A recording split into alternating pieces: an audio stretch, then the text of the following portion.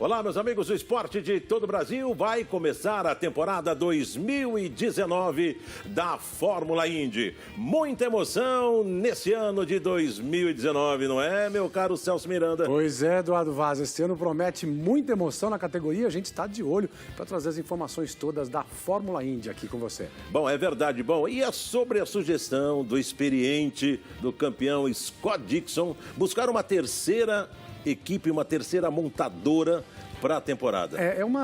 Talvez uma necessidade, né, para a categoria conseguir aumentar o seu número de participantes, mas também mostra que esse interesse já existe por parte de outras montadoras. São várias as categorias que a gente sabe estão disputando a atenção do público no mundo inteiro, mas a gente sabe também que a Fórmula Indy está crescendo muito em termos de audiência nos Estados Unidos, aqui no Brasil, e é lógico que todo mundo quer um novo fabricante para ajudar, né, a aumentar esse número de participantes e, claro, de fãs no mundo inteiro. Bom, e a Honda? Seguirá na frente da Chevrolet? Você sabe que essa briga é uma briga muito interessante que a gente acompanha já há várias temporadas, mas a gente tem que ver que a Honda consegue, no seu pacote, uma coisa muito interessante, que é equilíbrio de performance junto com baixo consumo de combustível. Isso é uma tradição dele já há muito tempo. Porém, a Chevrolet, trabalhando com a Penske, que faz os motores, né, junto com a Ilmor, está trabalhando cada vez mais para ter a mesma consistência em termos de consumo e dar aos pilotos esse tantinho a mais de potência que a Chevrolet até consegue nos treinos, mas que na corrida parece que falta alguma coisinha. Bom, tá voltando, né? Depois de 15 anos, a volta de Laguna Seca. Ela continua com a mesma, vamos dizer assim, com o mesmo sentido emblemático para os pilotos. Buscar uma vitória lá é algo muito, muito importante. É claro que todo mundo gostaria que a Califórnia tivesse outra prova, que continuasse Sonoma, porque também é uma pista muito desafiadora. Mas eu acho que Laguna Seca, eu acho que é importante para mostrar que nessa fase da Fórmula Indy, de retorno de grandes audiências, de grandes patrocinadores, eu acho que é importante estar de volta lá, lembrando que o Brasil teve sucesso lá. Eu estive lá em 95, quando da vitória do Gil de Ferran, campeonato que foi conquistado pelo Jacques Villeneuve. Depois a gente teve o Hélio Castro Neves subindo na grade lá ganhando, e o Cristiano da Mata, que ganhou em 2002 essa prova. Eu tive lá bastante vezes, viu? É verdade, é verdade. E agora, piloto por piloto, né? A entrada do Circuito das Américas, Austin vai correr Fórmula 1 e vai correr Fórmula Indy. É aí que vai separar os homens dos meninos? Eu acho que principalmente no caso da Fórmula Indy. Por quê? Porque no caso da Fórmula Indy, a gente tem os pilotos efetivamente trabalhando no carro para buscar desempenho. Não tem essa de muito apoio eletrônico para mostrar a qualidade do piloto. Na Fórmula Indy é muito mais braço, não tem nem direção hidráulica. Então, todo o trabalho que é feito é pela condição do piloto, dos seus mecânicos e do engenheiro que trabalha com ele. Como eu falei, é uma pista que tem todo tipo de curva, todo tipo de desafio, e é realmente onde a gente pode ver os grandes pilotos. É uma das pistas mais difíceis do calendário para se acertar um carro de corrida. Bom, construído em 2011, né, o Circuito das Américas recebe a Fórmula 1 desde 2012. 3,4 quilômetros de pista, né? O traçado será o segundo circuito mais longo do calendário da Indy 2019, atrás apenas do Road America. O Rossi vencedor das 500 milhas 2016, já correu pela Fórmula 1 em 2015. E elogiou a pista. Ele tem que elogiar a pista mesmo, apesar de ele ter tido um carro aqui da Fórmula 1, né? Não é lá essas coisas. Agora ele vai estar num carro bom. A equipe dele já deu condições dele disputar o título na temporada passada. Ele de volta nesse circuito, eu não sei se tem muita diferença em relação aos outros pilotos, viu, Dudu? Porque para esse carro da Fórmula Indy, como a gente estava falando, é um carro tão diferente, tão mais pesado, exige tanto do piloto, que eu acho que ele vai, como os outros pilotos, ter de aprender do zero, como eles fizeram nos testes da pré-temporada. É um grande desafio para todos eles, eu repito. Bom, Celso, agora a renovação da Firestone como fornecedora de pneus, né, na categoria, um longo contrato. Eu acho que eles vão estar bem sentados, né? Sim. Olha, uma das coisas mais importantes, quando a gente fala desses patrocínios que ficam por muito tempo, em qualquer categoria, eles são muito, muito importantes. Porque não é só a questão de ser, é o fornecedor de pneu, dá pneu para as equipes. Não é só isso. Primeiro, A única coisa do carro que entra em contato com o chão e que faz com que a gente tenha velocidade, performance, estabilidade, vitórias, são os pneus. E a estabilidade que a Fórmula Indy tem com a Firestone nesse tempo todo dá aos engenheiros e aos pilotos uma confiabilidade em termos do que eles têm em termos de feeling, né? De buscar desempenho dos carros. E a Firestone, como qualquer patrocinador que entrasse nessa posição, ele participa muito da questão do marketing da categoria. Ele patrocina provas, né? Algumas das corridas são patrocinadas pelo patrocinador de pneus e isso ajuda muito a quê? A difundir a categoria, trazer novos fãs, fazer a manutenção dos fãs. Então, participação de qualquer patrocinador de longo prazo, e esse, no caso da Firestone, ainda mais importante, é muito bom que continue assim. Bom, desde 1911, né, a Firestone que é como patrocinadora da Fórmula Indy. Muito tempo, muito legal. Bom, rápido intervalo e já já nós voltamos com mais Fórmula Indy para você, que é na Band.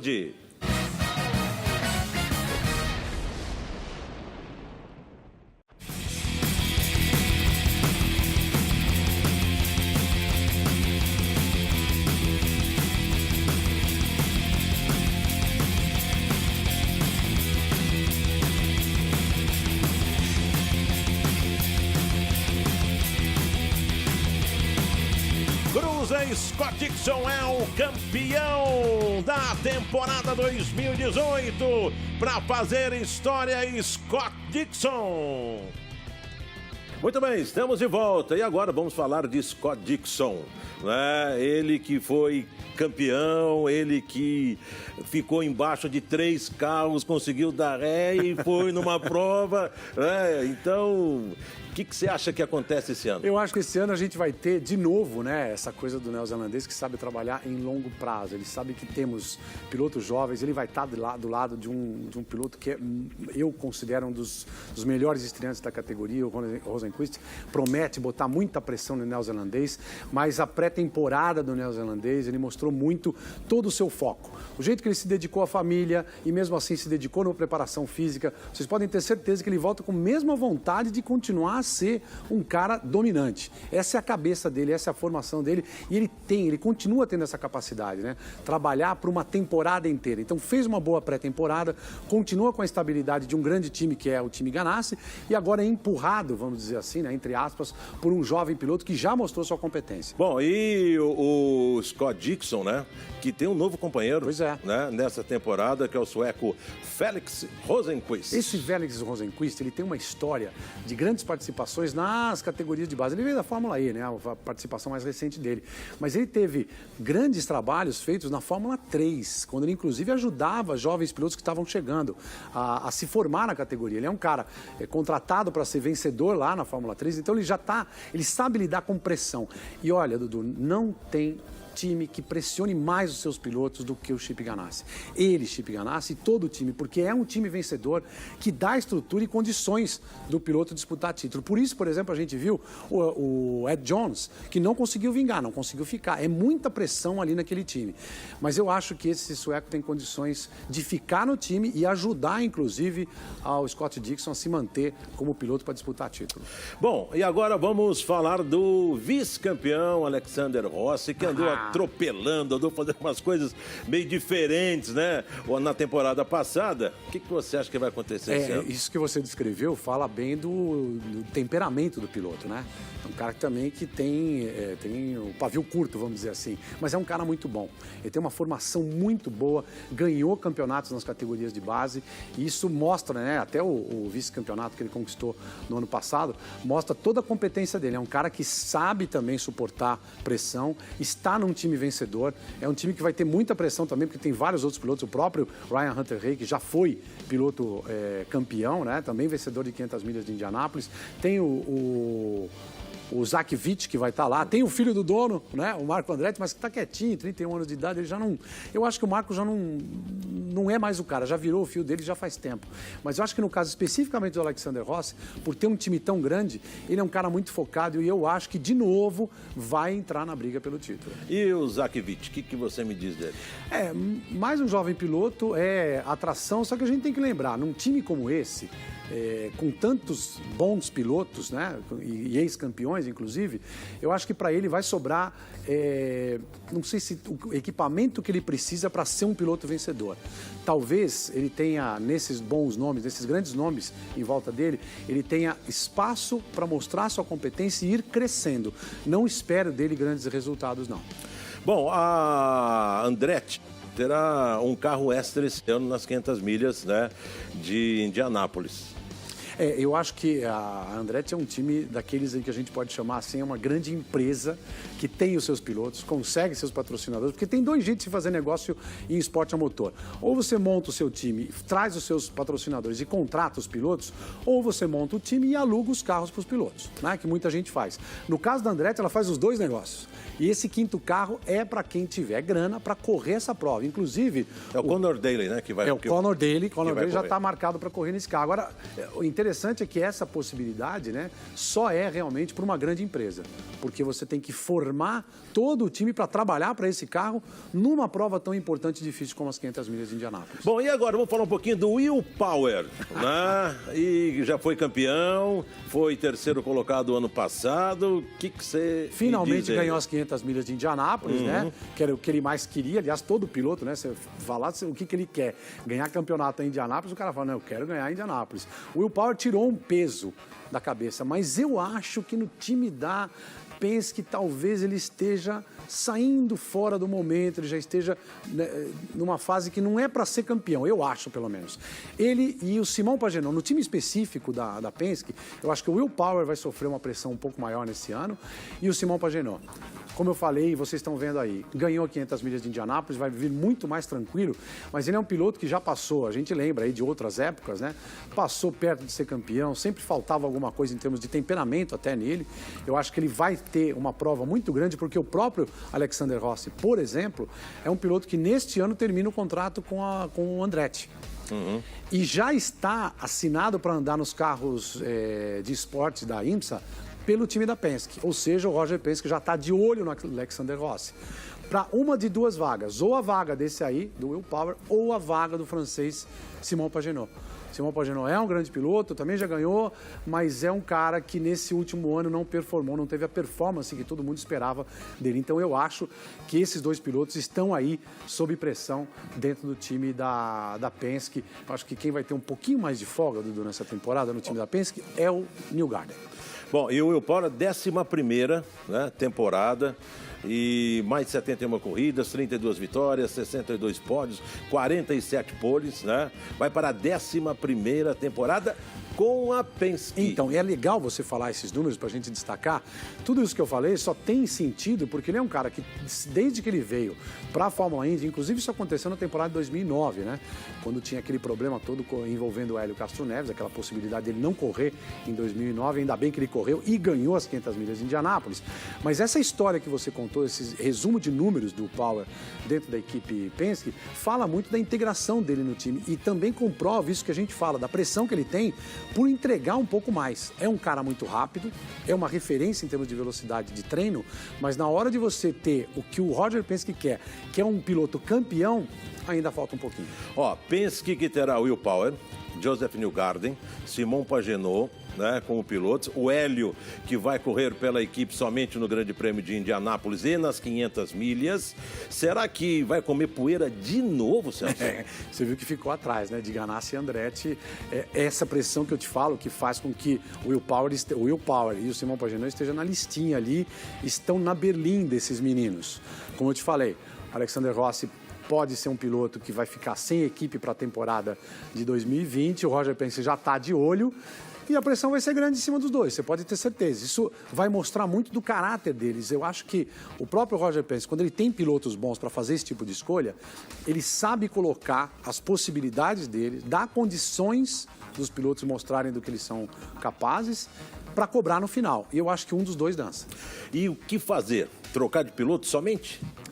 Eu acho que nesse caso, sim, a equipe, eu acho que a Penske é sempre um time em evolução, né? Pela história deles, pelos resultados que eles conseguem, eu acho que é só em termos de piloto que eles precisam mesmo. Inclusive, o Neil Garden, né? Que é um piloto jovem, já foi campeão, 28 anos de idade, mas também precisa subir o nível de jogo dele, né?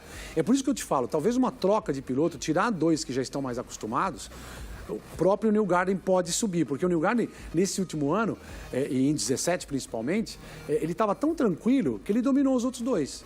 Ele precisa, o Penske sabe disso, como o Ganassi sabe, que precisa sempre de um piloto para botar pressão no seu piloto líder para todo mundo subir de performance.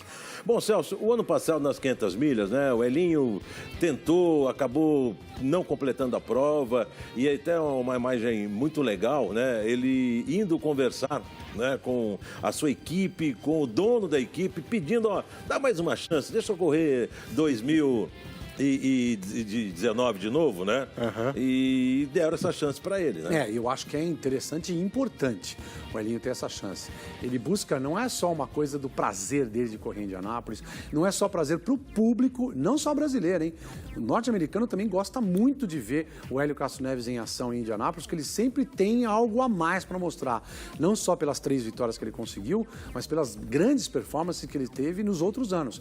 E no ano passado, eu acho que ele se sente assim, faltou terminar o trabalho, porque o carro da Indy no ano passado, e também vai ser esse ano, era um carro tão difícil, né? Era tão instável, tão, um termo em inglês que os pilotos usam, né? É um carro que não perdoa. E qualquer errinho, e foi um errinho mesmo que aconteceu, ele acabou indo para o muro. Então eu acho que o Hélio merece essa chance e vai agarrar com unhas e dentes para conquistar o que falta para ele sente, né? A 4ª vitória. Eu acho que ele já fez tudo que ele precisava, não precisa provar mais nada para ninguém, mas com certeza uma 4ª vitória ia ser bonita para todos nós, né? Bom, olha, o Hélio está indo para sua 20ª temporada na mesma equipe. Não é? Isso que chama-se de um bom casamento, sim, né, Celso? Sim, e um relacionamento que, no caso de Roger Penske, é um cara que exige muito, viu, Dudu? Não só de performance na pista, mas performance nos boxes, de relação e interação com os companheiros de equipe e a postura diante dos patrocinadores. E o Hélio é nota 10 para o Penske nesses quesitos. Então, por isso que ele tem tanto tempo dentro do time, está no time de carros protótipo, né, carros esportes, na IMSA, e tem essas chances todas de correr nas 500 milhas de Indianápolis. Algo que todo mundo ia querer, né? Ter como chefe o Roger Penske. Muito bem, nós falamos agora de um ótimo casamento, né? Agora eu quero saber o seguinte. Tony Kanaan, na AJ Foyt, o que você me diz disso? Eu acho que a AJ Foyt depende muito mais do Tony do que o contrário, né? O Tony, apesar de... O pessoal vai falar, poxa, mas é o piloto mais antigo da categoria, tem 44 anos e tal. Mas, meus amigos, todas as vezes que vocês virem ou ouvirem, acompanhem o Tony nas redes sociais. Vocês vão ver pouca gente mais entusiasmada que esse cara para falar a respeito de competição. O amor dele pela categoria, o quanto ele gosta, né, de estar na família Indy, mora em Indianápolis agora para estar mais perto da equipe, para ter essa interação, não só por ele, mas pelo time e pelo Matheus Leist. Quer dizer, que ele ajuda muito. Então, essa interação, na minha opinião, Dudu, eu acho que faz com que ele seja um cara muito capaz de superar qualquer tipo de desafio. Ele é mais que a AJ Foyt. Apesar de todo o nome do AJ, ele é maior do que a equipe onde ele está. Ele sabe disso, a equipe sabe disso. Eu acho que esse ano vão dar um carro melhor para ele. Tomara, né? Que vai para a 2ª temporada com a AJ Foyt, né? A melhor posição do ano passado foi um 6º lugar em Toronto. Foi nem nos Estados Unidos, foi no Canadá, né? Em 13 de 17 corridas de 2018, não ficou entre os 10 primeiros. E é o piloto mais experiente com 44 anos. Eu diria, nós podemos dizer isso, sim, um jovem de 44 anos, né? Tem muita lenha para queimar, de novo, eu falo desse entusiasmo dele pela categoria, esse aí vai ficar até quando ele quiser. É verdade. E só sai sempre rindo, né? Sim, tá sempre feliz. Sim. Tá? Porque faz o que gosta. Sim, faz o que ama. Isso é muito legal. E passa isso para o jovem Matheus Leist. E é como a gente falou, o Matheus tem neste ano, o 2º ano dele da categoria, não tem nada que provar. Mas eu tenho certeza que ele sabe de que ele precisa mostrar mais resultados e mais consistência. Vamos lembrar de novo, primeiro ano na categoria, primeiro ano nesse time, um time em formação. Se deve para o Tony, né, em termos de performance e condição de equipamento, deve também para o Matheus. Não gostei do jeito que eles começaram a temporada já faltando lá em Laguna Seca, mesmo que a gente tenha toda essa questão de logística, de investimentos e tal, mas ter tido problema logo no primeiro dia lá no Texas também não foi muito legal. Então eu acho que o Matheus tem que provar, a equipe tem de dar suporte para ele, senão o caso dos dois é mudar de time. Ó, a melhor posição do ano passado foi em 11º lugar em Pocono, né? E nenhuma corrida 2018 terminou entre os 10 primeiros. Mas era novo, tem apenas 20 anos, né? E aí a gente tem que lembrar que quando todo mundo estava no mesmo patamar de não conhecer carro, né, o Matheus foi um dos primeiros colocados nos primeiros treinos em St. Pete. Você se lembra disso? Lembro. Ele surpreendeu todo mundo. Nossa, o Matheus Leite, com o time da AJ Foyt, time pequeno, piloto estreante, já está na... Por quê? Porque ele tinha referência de carro de corrida. Os outros começaram a chegar, ele foi ficando. Mas não é só o piloto, é a equipe. É um conjunto. E esse trabalho é que eu acho que a AJ Foyt precisa e está devendo, se deve, de novo, eu repito, se deve para o Tony, deve mais ainda para o Matheus. Olha, aí nessa imagem, né, o carro pegando fogo, aí tem também ele saindo do box, né? Ele vai para um lado, o carro para um lado, a roda vai para o outro. Essas coisas do que falta de estrutura para o piloto, né? E aí chega no final da temporada, como é que você conversa, né, com o time? Se tem essa coisa de performance que está sendo analisada, é lógico que essa performance é uma coisa de pacote. E no caso, para o Leist, eu acho que a equipe ficou devendo para ele. E esse daí deu, como é que o pessoal fala? Deu perca total. Esse foi embora. Não, além disso, né, o susto que ele deve ter tomado, né? Porque começa a esquentar, né? Vem aquele calor por trás. Ele saiu rapidinho, você viu, né? Rápido. Tá rápido. Ó, no cinto, ó, no cinto e vambora. Saiu. Bom, e agora nós falamos de um jovem talento, né, do Matheus, e agora eu quero falar de um piloto que vai buscar a tríplice coroa, Fernando Alonso. O que você me diz dele? Cara, ele já começou muito bem o ano, né? Porque ele ganhou as 24 horas de Daytona. Ele, além de estar buscando vitória em Mônaco, vitória em Indianápolis e vitória nas 24 horas de Le Mans, ele é um cara que também está atirando para outras provas. Ele ter vencido em Daytona as 24 horas já o coloca buscando outras provas emblemáticas de outras categorias em outros lugares do mundo. Tem 24 horas de Spa, tem Nürburgring, tem Bathurst lá na Austrália, tem um monte de grandes provas que ele vai querer mostrar para todo mundo que ele é um grande piloto. E é por isso que ele volta para Indianápolis para tentar, junto com a equipe McLaren aí, a vitória nesse ano. A McLaren que inclusive vai usar motor Chevrolet, né? Saiu nessas imagens que a gente está vendo aí de 17, ele disputou com o motor Honda, né? Inclusive falhou no final, era um piloto que estava disputando entre os líderes. Ele volta para terminar esse trabalho e para buscar essa tríplice coroa. E a gente pode escrever de novo ele entre os favoritos, porque do mesmo jeito que em Daytona, do mesmo jeito que ele sempre foi na Fórmula 1, é um cara chato, controverso, você pode falar tudo, mas é um dos caras mais aplicados na matéria, é um cara que vai estudar, que tira todo o conhecimento de toda a conversa que ele tem. Eu conversei com o Gil de Ferran no ano passado e ele me falava, cara, é um dos caras mais brilhantes que eu vi, porque toda hora que a gente sentava, ele fazia uma lista de perguntas e prestava atenção em tudo que eu falava. E ele faz isso não só com o Gil, vai fazer isso com todo mundo e ele quer ganhar essa prova, então a gente pode inscrevê-lo entre os favoritos. Bom, lembrando que em 2017 ele chegou a liderar, pois né? E como você vai falar pra gente aí, a McLaren tem uma grande história também nos Estados Unidos. É verdade, venceu a prova por 2 vezes, né, com o Johnny Rutherford, 1974 e 1976. Disputou a prova de forma contínua entre 1970 até 1979. E tem uma curiosidade, é bem interessante o fato do primeiro teste que o Emerson Fittipaldi fez na Fórmula Indy foi na McLaren. Porque ele ganhou o campeonato de Fórmula 1 em 74 e na virada de ano o pessoal, nessa passagem, né, que tinha equipe fixa nos Estados Unidos, como você falou, entre 70 e 79, chamaram ele, bom, vamos chamar o piloto campeão da Fórmula 1 para andar aqui em Indianápolis e tal. E ele naquela época falou assim, meu Deus, o que é isso aqui? Vocês são loucos. E aí você vê que coisa, né? No futuro passa o tempo, ele vai lá e ganha a prova 2 vezes. É verdade. Bom, Celso, valeu. É amanhã, hein? É amanhã a abertura da temporada com o Grande Prêmio de São Petersburgo. Você vai acompanhar aqui na tela da Band, porque Fórmula Indy é na Band.